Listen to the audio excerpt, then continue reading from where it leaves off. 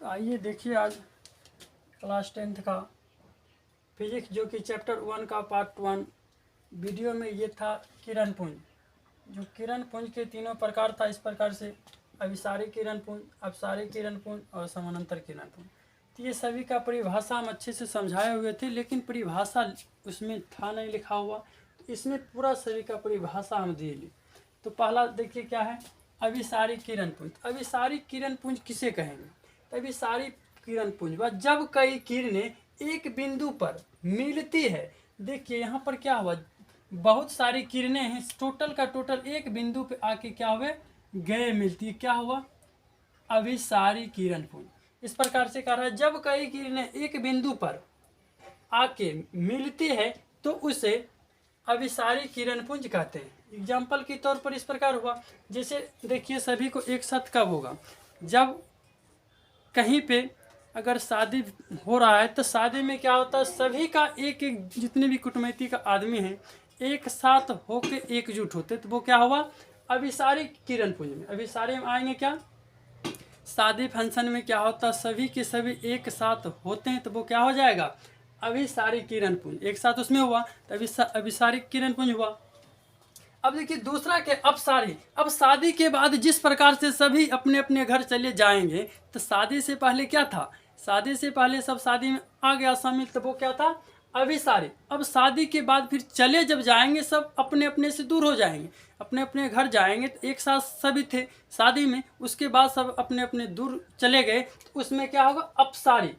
शामिल हुआ तो अभिसारी, और जैसे दूर हुआ तो अपसारी हो जाएगा, इन अपसारी किरण पुंज। तो अपसारी किरण पुंज में क्या है, जब कई किरणें एक दूसरे से दूर होती है, एक दूसरे से दूर हो रहा है, सभी किरण पुंज क्या है एक दूसरे से दूर हो रही है, उसे अपसारी किरण पुंज कहते हैं। अब देखिए क्या है समानांतर। बहुत कुटुंबी में क्या होता है, एक दूसरे के साथ साथ चलते हैं, कहते हैं आइए जो भी काम वगैरह है सब एक साथ साथ मिलके करेंगे, तो वो क्या हुआ समानांतर। जो जैसे जैसे हम करेंगे, जो उन्नति पर हम जा रहे हैं आपको भी वही उन्नति पर लेके जाएंगे, तो वो क्या हुआ समानांतर किरण पुंज। क्या हुआ यहाँ समानांतर किरण पुंज। तो जब कई किरणें एक दूसरे के समानांतर हो उससे समानांतर किरण पुंज कहते हैं। इस प्रकार से एक दूसरे के जैसे देखिए एग्जाम्पल में क्या है, सभी के सभी यानी एक दूसरे के समानांतर ये जा रहे हैं, तो ये क्या हुआ समानांतर किरण पुंज। अब देखिए इसके बाद आएगा प्रकाश का परावर्तन, जो कि अध्याय का है। आइए अब देखिए प्रकाश का परावर्तन किस प्रकार से होता है, और अध्याय का नाम क्या प्रकाश का परावर्तन। अब देखिए प्रकाश का परावर्तन कैसे होता है। तो देखिए ये जो है ये कोई वस्तु है, क्या है ये कोई वस्तु, या समझिए समतल दर्पण हुआ। क्या हुआ समतल दर्पण, या अब इस दर्पण जब नहीं पड़े तो समझिए ये क्या हुआ वस्तु, ये पूरा क्या हो गया वस्तु। अब देखिए ये जो है टॉर्च, ये हुआ टॉर्च यानी प्रकाश स्रोत हुआ। ये प्रकाश स्रोत, प्रकाश स्रोत अगर पूछेंगे किसे कहते हैं तो आराम से हम कह सकते हैं प्रकाश जिस स्रोत से निकलती है उसे प्रकाश स्रोत कहते हैं। तो देखिए प्रकाश स्रोत कहाँ से, ये मतलब टॉर्च से निकले या सूर्य से निकले, मोमबत्ती लालटेन जो भी निकले, बल्ब से निकले, ये सब क्या होगा प्रकाश स्रोत। तो देखिए पहला क्या है प्रकाश स्रोत यानी प्रकाश स्रोत। तो ये हुआ टॉर्च से प्रकाश स्रोत निकल रही है। देखिए ये जो है प्रकाश यानी यहाँ से जो प्रकाश आ रही है, प्रकाश स्रोत से प्रकाश आ रही है, तो यहाँ पर क्या हुआ ये वस्तु से टकराया, वस्तु से टकरा के फिर पुनः ये उधर चला गया, वस्तु से टकरा के पुनः वो क्या हुआ लौट गया। तो हम कह सकते हैं जो आप इसको जो यानी प्रकाश स्रोत से जो किरण ये आ रही है इसको हम कह सकते हैं आपतित किरण। इसको क्या कहेंगे आपतित किरण। ये जो आ रहे हैं इसको कहेंगे आपतित किरण, और जो टकरा के पुनः जाएगा इसको कहेंगे परावर्तित किरण। तो आपतित किरण देखिए क्या हुआ, सबसे पहले प्रकाश स्रोत से जो भी किरण आ रहे हैं इसको कहेंगे आपतित किरण।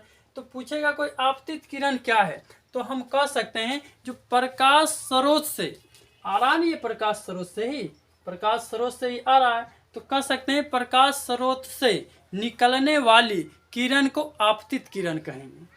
तो पूछेगा आपतित किरण क्या है, तो हम कहेंगे प्रकाश स्रोत से, प्रकाश स्रोत हुआ, ये प्रकाश स्रोत से निकलने वाली किरण को आपतित किरण कहते हैं।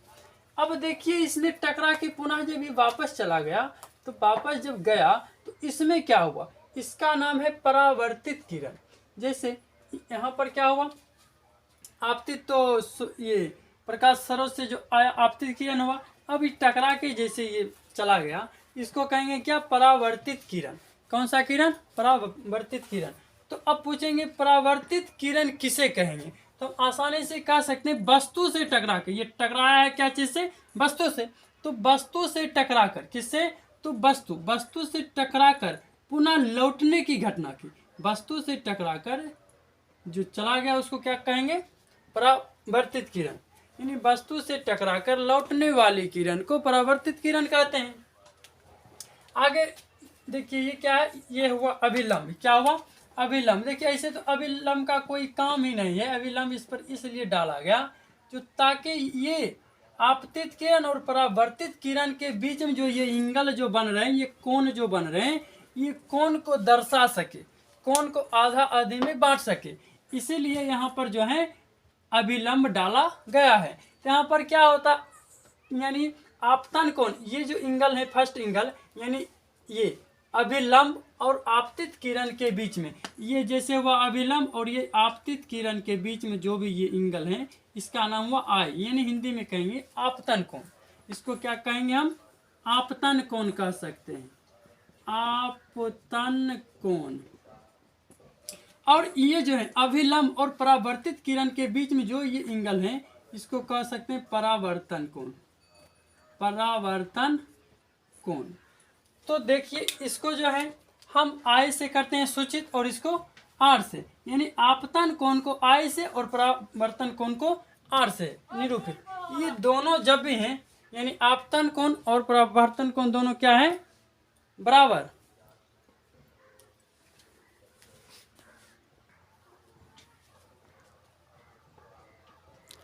अब देखिए फिर क्या है इधर, ये आपतित किरण हुआ, ये परावर्तित किरण, अभिलंब। अभिलंब का कोई भी काम नहीं, अभिलंब समझिए एक तरह के क्या मतलब ऐसे रखे हुए हैं, अभिलंब का कोई अस्तित्व नहीं, कोई काम नहीं है इसका। लेकिन ये है अभिलंब नहीं डालेंगे तो ये आई और आर यानी आपतन कोण और परावर्तन कोण बनेगा नहीं। यही दोनों कोण को बनाने के लिए हम यहाँ पे अभिलंब डाले हैं। क्या डाले हैं, अभिलंब।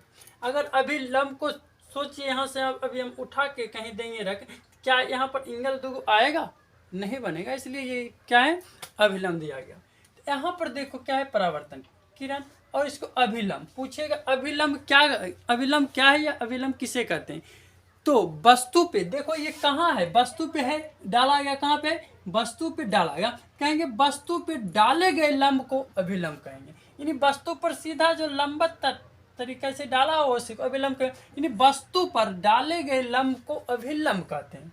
तो देखिए यहाँ पर अब क्या है, यहाँ पर देखिए है क्या, आपतन बिंदु, आपतन बिंदु। तो पूछेगा आपतन बिंदु क्या है, तो देखिए आपतन बिंदु क्या है, इधर से आया हुआ आपतित किरण, फिर ये परावर्तित किरण और अभिलंब, तीनों का ये मेन बिंदु हुआ। क्या हुआ, मेन बिंदु, इसको आपतन बिंदु कहेंगे। तो हम कह सकते हैं आपतित किरण, परावर्तित किरण और अभिलंब तीनों जिस बिंदु पर मिलते हैं उसे आपतन बिंदु कहते हैं। आराम से अब देखिए यहाँ पे पूछ सकता है, जैसे ये हुआ आपतन कोण, तो आपतन कोण किसे कहेंगे, आपतन कोण है कहाँ, तो आपतन कोण जो है ये देखिए आपतित किरण और अभिलंब यही दोनों के ना बीच में है ये, यानी आपतित किरण और अभिलंब के बीच में है आपतन कोण। तो हम कह सकते हैं जो आपतित किरण और अभिलंब के बीच के बने कोण को आपतन कोण कहते हैं। हो गया। अब देखिए इधर क्या है, परावर्तन कोण। ये कहाँ है, ये है देखो परावर्तित किरण और अभिलंब, परावर्तित किरण और अभिलंब के बीच की कोण को क्या कहेंगे, परावर्तन कोण। तो हम कह सकते हैं परावर्तित किरण और अभिलंब के बीच की कोण को परावर्तन कोण कहते हैं। तो देखिए इस प्रकार से सबसे फर्स्ट में हम लिखते हैं पहले प्रकाश स्रोत। क्या लिखेंगे, प्रकाश स्रोत, प्रकाश स्रोत। तो प्रकाश स्रोत क्या है, यानी प्रकाश जिस स्रोत से निकलती है उसे प्रकाश स्रोत कहते हैं। तो देखिए प्रकाश जिस स्रोत से निकलती है उसे प्रकाश स्रोत कहते हैं। हो गया। अब देखिए प्रश्न के आपतित किरण, तो लिखेंगे आपतित किरण क्या है। आपतित किरण, आपतित किरण, तो आपतित किरण किसे कहेंगे। नहीं, प्रकाश स्रोत से आ रहा था, प्रकाश स्रोत से निकलने वाली किरण को आपतित किरण कहते हैं। ये देखिए प्रकाश स्रोत से निकलने वाली किरण को आपतित किरण कहते हैं, आपतित किरण कहते हैं। आगे देखिए आपतित किरण के बाद क्या है, परावर्तित किरण। तो लिखेंगे यहाँ पर परावर्तित किरण, परावर्तित किरण, परावर्तित किरण। तो परावर्तित किरण क्या है, जो वस्तु से टकरा के गया। लिखेंगे वस्तु से टकराकर, वस्तु से टकराकर लौटने की, वस्तु से टकराकर लौटने वाली घटना को, वस्तु से टकराकर लौटने वाली घटना को प्रकाश का परावर्तन कहते हैं। ये तो अब वस्तु से टकराकर लौटने वाली घटना को प्रकाश का परावर्तन, वस्तु से टकराकर पुनः लौटने की, वस्तु से टकराकर लौटने वाली किरण को परावर्तन, वस्तु से टकराकर लौटने वाली किरण को, लौटने वाली किरण को परावर्तित किरण कहते हैं, परावर्तित किरण कहते हैं। वस्तु से टकराकर लौटने वाली किरण को परावर्तित किरण कहते हैं। अब देखिए यहाँ पर क्या, अभिलंब। तो लिखेंगे अभिलंब। तो अभिलंब क्या है, अभिलंब, अभिलंब क्या है, यानी वस्तु पे डाले गए लंब को अभिलंब कहेंगे। इसमें तो कुछ है नहीं, वस्तु पे डाले गए, यानी देखिए वस्तु पर डाले गए लंब को अभिलंब कहते हैं, अभिलंब कहते हैं। हो गया। अब देखिए अभिलंब के बाद क्या है, आपतन कोण आता है। क्या आता है, आपतन कोण। क्या है, आपतन कोण। आपतन कोण समझाए हुए कहाँ है, यानी आपतित किरण अभिलंब के बीच में जो ये कोण है, इसे आपतन कोण कहेंगे। तो लिखेंगे आपतित किरण, आपतित किरण और अभिलंब के बीच की कोण को आपतन कोण कहते हैं, अब क्या आपतन कोण के बाद क्या चीज आता है, परावर्तन कोण। आपतन कोण के बाद आएगा परावर्तन कोण। तो परावर्तन कोण किसे कहेंगे, तो परावर्तित किरण तथा अभिलंब के बीच की कोण को परावर्तन कोण कहते हैं। इसे हम यानी आपतित किरण को I से सूचित करेंगे और परावर्तित किरण को R से सूचित करेंगे। इस प्रकार से देखिए अब आएगा आपतन बिंदु। तो हम कह सकते हैं आपतित किरण, परावर्तित किरण, अभिलंब तीनों जिस बिंदु पर मिलते हैं उसे आपतन बिंदु कहते हैं। अब इसके बाद फिर पूछेगा प्रकाश के परावर्तन के कितने नियम है। तो प्रकाश के परावर्तन के 2 नियम है। देखिए पहला नियम क्या है, पहला है आपतित किरण, परावर्तित किरण और अभिलंब तीनों कहाँ हैं, तो तीनों एक ही बिंदु पर हैं, तो तीनों एक ही तल में होते हैं। ये पहला नियम हुआ। दूसरा क्या है, देखो एंगल I और एंगल R दोनों क्या है, बराबर। जैसे देखो एंगल I अगर है 45 अंश तो एंगल आर भी होगा 45 अंश। अगर एंगल आई है 60 अंश तो एंगल आर भी होगा 60 अंश। एंगल आई होगा अगर 30 अंश तो एंगल आर भी 30 अंश। इसका मतलब हुआ ये आई बराबर क्या होता आर। तो दूसरा नियम यही हुआ, यानी आपतन कोण परावर्तन कोण के बराबर होते हैं।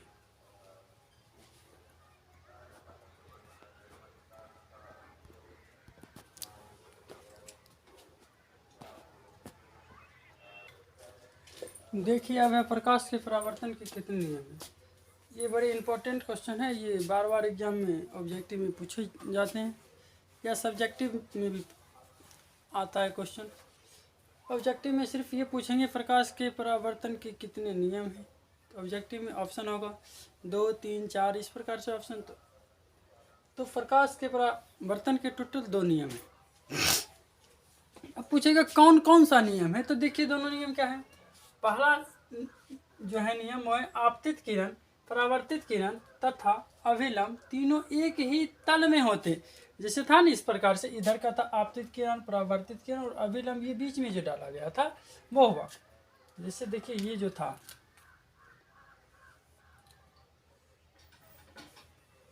यह वो आपतित किरण, परावर्तित और यह वो अभिलंब। आपतित किरण, ये वो आपतित किरण, परावर्तित, अभिलंब तीनों एक ही तल में है ना, तो तीनों एक ही तल में होते। पहला नियम ये हो। अब दूसरा क्या है, आपतन कोण परावर्तन कोण के बराबर होते हैं। तो यहाँ पे देखिए इस तरफ जो था यानी आपतित किरण अभिलंब के बीच में आपतन कोण और परावर्तित किरण अभिलंब के बीच में परावर्तन कोण। तारा दोनों क्या है बराबर। जैसे आई जो है आर के क्या होंगे बराबर। कभी भी अगर आई है 30 अंश तो आर भी होगा 30 अंश। इस प्रकार से दोनों क्या है बराबर है। बस 2 नियम, बड़ी सी सिंपल सी बात है। पूछेंगे 2 नियम कौन कौन है, तो आपतित किरण, परावर्तित किरण और अभिलंब तीनों एक ही तल में होते हैं। और दूसरा पूछेगा आपतन कोण परावर्तन कोण के बराबर होते हैं। हो गया। अब देखिए फिर क्या है दर्पण। तो इसको इंग्लिश में कहते हैं मिरर। इंग्लिश में क्या कहते हैं मिरर। तो दर्पण क्या है, कहता है दर्पण वह कांच का टुकड़ा जो नियमित रूप से प्रकाश का परावर्तन होता है। जिसमें नियमित रूप से प्रकाश का परावर्तन होता है उसे दर्पण कहेंगे। ठीक है, वह कांच का टुकड़ा जिससे नियमित रूप से प्रकाश का परावर्तन होता है उसे दर्पण कहते हैं। तो वह कांच का टुकड़ा जिस पे प्रकाश का परावर्तन हो। जैसे ये पूरा यहाँ पे दर्पण लगा देंगे। अब किसी प्रकार से प्रकाश को डालेंगे तो प्रकाश आने के बाद इसमें टकरा के पुनः वापस जाएंगे तो वो क्या होंगे प्रकाश का परावर्तन। तो इस प्रकार से पूछेगा कांच यानी मिरर क्या है, दर्पण क्या है, तो आप कांच का टुकड़ा जिस पे प्रकाश का परावर्तन होगा उसे क्या कहेंगे दर्पण। अब लेंस के बारे में पूछेंगे तो उसमें प्रकाश का परावर्तन नहीं होता है, उसमें प्रकाश का अपवर्तन होता है। तो ये था प्रकाश का परावर्तन। अब देखिए फिर दर्पण के बारे में पूछेंगे कितने प्रकार के होते हैं, तो दर्पण टोटल 2 प्रकार के होते हैं। दर्पण कितने प्रकार के होते हैं, तो दर्पण 2 प्रकार के होते हैं।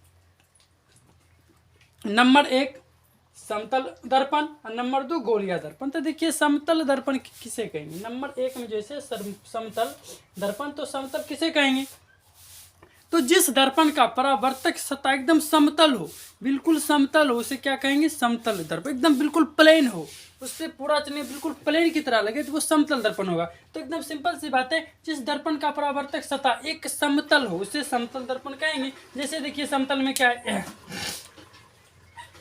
ये पूरा एकदम प्लेन है, ये पूरा क्या है प्लेन है, तो ये क्या होगा समतल दर्पण। ये क्या होगा, ये समतल दर्पण क्या होगा समतल दर्पण। बिल्कुल ये भी देखिए प्लेन है, इस पे ऊपर से जैसे ये छलाएंगे तो बिल्कुल अच्छे से छलते रहेगा, तो वो क्या होगा समतल दर्पण।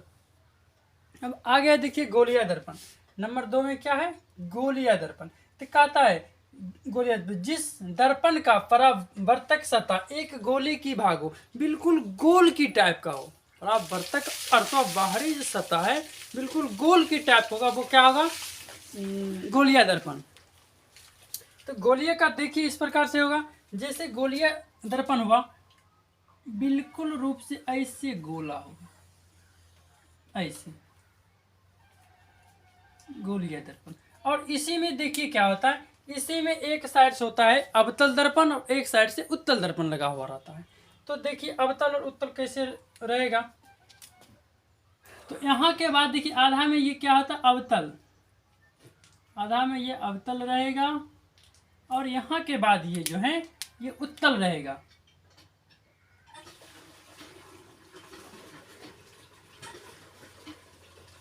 ये क्या रहेंगे, उत्तल। तो देखिए अगर हम इस बीच से हम कटिंग कर देंगे तो आराम से हो गया, इधर का अवतल इधर का उत्तल। इस प्रकार से एक गोले की भाग है और यही गोले की भाग में आधा से एक तरफ होता है अवतल दर्पण और एक तरफ होता है उत्तल दर्पण। ये हुआ एक गोले की भाग। अब देखिए पूछता है गोलीय दर्पण के प्रकार, अगर पूछेंगे तो गोलीय दर्पण के टोटल 2 प्रकार होते हैं। पहला वही जो आधा पेज इधर है क्या अवतल और दूसरा है उत्तल। तो देखिए अवतल दर्पण किसे कहेंगे, तो आप यहाँ से देख सकते हैं, इसको हम बीच से अगर हम काट देते हैं तो देखिए अब ये अवतल हुआ। तो अवतल कैसा है, यानी ये जो है अंदर की ओर धंसा हुआ, अंदर की ओर क्या है धंसा हुआ। देखिए ऐसा है ना, जो ये अंदर की ओर बिल्कुल ये देखिए इस प्रकार से धंसा हुआ, ये क्या हुआ अवतल। अब उत्तल पूछेंगे, ये देखिए कि बाहर की ओर उभरा हुआ है, बाहर की ओर उभरा हुआ, तब कहेगा ये भी उभरा हुआ, ये भी उभरा हुआ। नहीं, इसमें देखिए क्या है, ये बाहर से कलर किया हुआ, बाहर से कलर किया हुआ। इसका अर्थ हुआ इसमें आदमी कभी भी अपना चेहरा को देखेंगे तो इधर से देखेंगे, इसमें क्या हुआ अंदर की ओर धंसा है। और इसमें जब आदमी चेहरा देखेंगे तो इस साइड से देखेंगे, क्योंकि कलर तो इधर से किया हुआ है। जिस दर्पण में जिस भाग से कलर किया हुआ है, क्या उधर से देखेंगे, देख पाएंगे, उधर से नहीं देखेंगे। इसलिए इसमें क्या है, ये इधर से और इधर से, ये जो है बाहर की ओर उभरा हुआ, अंदर की ओर धंसा हुआ है। तो देखिए अब इसको लिखाते हैं, अवतल दर्पण किसे कहते हैं उसका परिभाषा लिख लीजिए। यहाँ है गोलीय दर्पण के प्रकार, आएगा गोलीय दर्पण 2 प्रकार के होते हैं, तो नंबर 1 देखिए अवतल दर्पण, और नंबर 2 है नंबर 2 उत्तल दर्पण। उत्तल दर्पण, तो अवतल किसे कहेंगे और उत्तल किसे कहेंगे, अवतल दर्पण किसे कहेंगे, तो जिस दर्पण का परावर्तक सतह अंदर की ओर धंसा हुआ हो उसे अवतल दर्पण कहेंगे। देखिए ऐसे लिखेंगे, जिस दर्पण की परावर्तक सतह अंदर की ओर धंसा हुआ हो उसे अवतल दर्पण कहते हैं, उसे अवतल दर्पण कहते हैं। जैसे देखिए अगर एग्जाम्पल में ये हम कर सकते हैं ऐसा,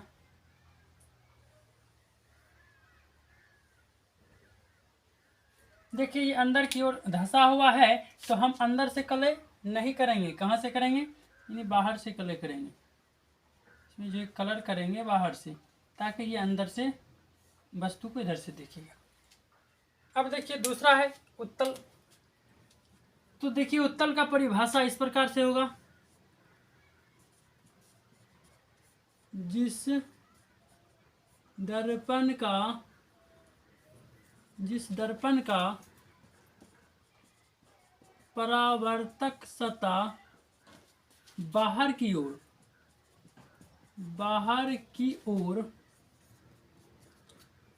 उभरा हो, बाहर की ओर उभरा हो उसे उत्तल दर्पण कहते हैं या कहेंगे। तो इसका देखिए बाहर की ओर उभरा हुआ है, तो उत्तल में ये क्या हुआ, ये हुआ अवतल दर्पण, ये हुआ अवतल दर्पण। और उत्तल में देखिए बाहर के उभरा हुआ इस प्रकार से अगर हम देंगे बनाते हैं तो अंदर से कलर करेंगे, इसमें अंदर से क्या करेंगे कलर, अंदर से इस प्रकार से हम कलर कर दिए तो चेहरा देखेंगे किधर से, इधर से देखेंगे तो क्या होगा उत्तल दर्पण,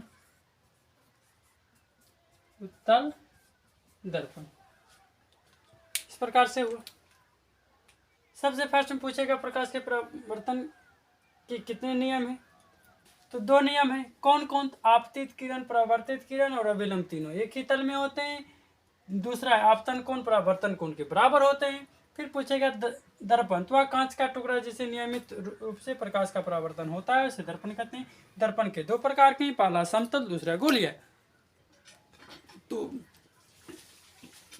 समतल दर्पण किसे कहेंगे, जिस दर्पण का परावर्तक सतह एक समतल हो, बिल्कुल प्लेन हो, जिसे समतल दर्पण